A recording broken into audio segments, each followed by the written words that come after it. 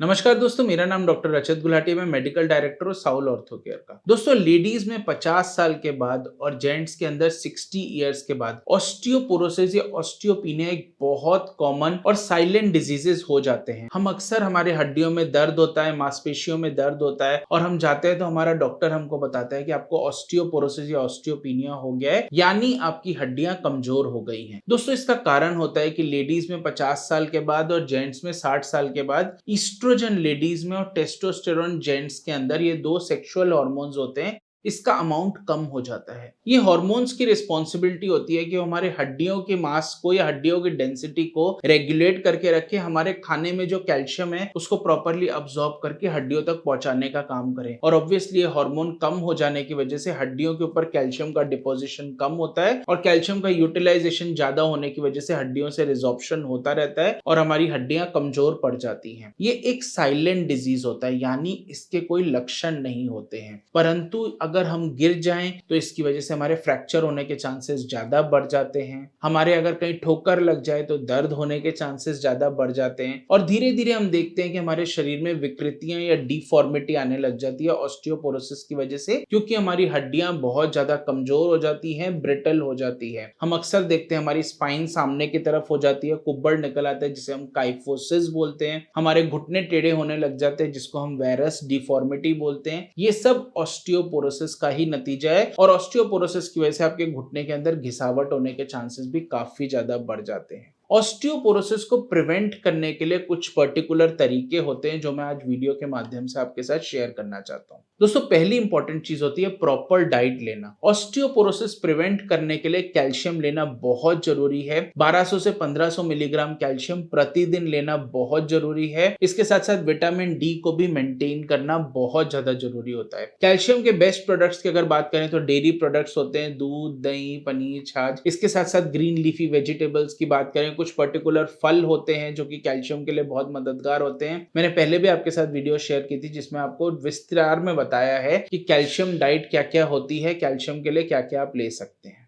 दोस्तों, दूसरी इंपॉर्टेंट चीज होती है प्रॉपर फिजिकल एक्टिविटी करना। जब हम फिजिकल एक्टिविटी या एक्सरसाइज की बात करते हैं, हमारे दिमाग में एरोबिक एक्सरसाइजेस की बात आती है। वॉकिंग करना, स्विमिंग करना, रनिंग करना, साइकिलिंग करना, ये सब हमारे दिमाग में आता है। परंतु ऑस्टियोपोरोसिस को यदि आपको प्रिवेंट करना है तो आपको हड्डियों पर वजन देना बहुत जरूरी है, यानी वेट एक्सरसाइजेस और स्ट्रेंथनिंग एक्सरसाइजेस करना बहुत जरूरी है। तो थोड़े बहुत डंबल्स उठाना, लेग कर्ल्स, ये सब बहुत जरूरी है। आपके मांसपेशियों को भी मजबूत करेंगे और साथ साथ हड्डियों को भी मजबूत करेंगे, ऑस्टियोपोरोसिस नहीं होने देंगे। तीसरी इंपॉर्टेंट चीज है फॉल प्रिवेंशन स्ट्रेटेजी। अक्सर हम ये भूल जाते हैं कि ऑस्टियोपोरोसिस के कोई लक्षण नहीं होते, पर लक्षण तभी आते हैं जब हम गिर जाते हैं। इसलिए एक सर्टेन एज के बाद जरूरी है कि हम अपनी बॉडी को इस तरीके से रेगुलेट करें, हम अपनी दिनचर्या को इस तरीके से बनाएं, हम इतना ध्यान रखें कि हम गिरे ही ना। उसके लिए अपने जीवन में कुछ चेंजेस करना जरूरी है, अपने जीवन शैली में कुछ कुछ चेंजेस, जिसे हम लाइफस्टाइल मॉडिफिकेशन बोलते हैं, वो बहुत जरूरी है। एक सर्टेन एज के साथ जैसे लाठी लेके चलना या छड़ी लेके चलना बहुत जरूरी हो जाता है। प्रॉपर एक्सरसाइज करना बहुत जरूरी हो जाता है। यदि आपके बाथरूम की बात करें तो वहां पे एंटी स्किड मैट्स लगाना बहुत ज्यादा जरूरी हो जाता है। वेल लिट आपके रूम होने चाहिए। पर्टिकुलरली रात को लोग गिरते हैं, जब वो अपने बिस्तर से उठ के बाथरूम तक जाते हैं तो वो एरिया आपका प्रॉपर लाइटनिंग होना वहां पे बहुत ज्यादा जरूरी हो जाता है। आपके टॉयलेट की अगर बात करें तो वहां पे ग्रैब बार्स होनी चाहिए, आपके कोमोड के पास में, आपके फ्लश के पास में ग्रैब बार्स होनी चाहिए जिसकी मदद से आप उठ पाएं। इससे आपके गिरने के चांसेस काफी घट जाते हैं। प्रॉपर कंफर्टेबल शूज या चप्पल पहन के चलना बहुत ज्यादा जरूरी हो जाता है। कहीं पे भी कोशिश कीजिए स्लिपरी ना हो। यदि आपके घर के अंदर आप फ्लोरिंग करवा रहे हैं तो कोशिश कीजिए कि वो स्लिपरी फ्लोरिंग ना हो। घर के अंदर बहुत जरूरी है कि स्पेसेस आपको मिले प्रॉपर वॉक करने के लिए। घर में इतना ज्यादा क्लटरिंग ना हो सामान की जिसकी वजह से आप गिर सकते हैं ठोकर खा के। अगली बात आती है अपने विटामिन डी को कैसे रेगुलेट करें। विटामिन डी रेगुलेट करने के लिए धूप लेना बहुत जरूरी है। तो सुबह 9 से 11 बजे तक के बीच में 15 मिनट के लिए 15% ऑफ द बॉडी को धूप को एक्सपोज कराना बहुत जरूरी है। धूप जब आपके चमड़े पे पड़ती है तो आपके चमड़े के अंदर ही एक कंपाउंड होता है जो कि लिवर और किडनी के थ्रू जाके विटामिन डी बन जाता है और ये विटामिन डी हेल्प करता है आपको आपके फूड के थ्रू कैल्शियम को अब्सॉर्ब कराने के लिए और उस अब्सॉर्ब कैल्शियम को आपकी हड्डी के ऊपर डिपॉजिट कराने के लिए, जिससे कि आपकी हड्डियां मजबूत होती हैं। बहुत जरूरी है लेडीज में 50 साल के ऊपर और जेंट्स में 60 साल के ऊपर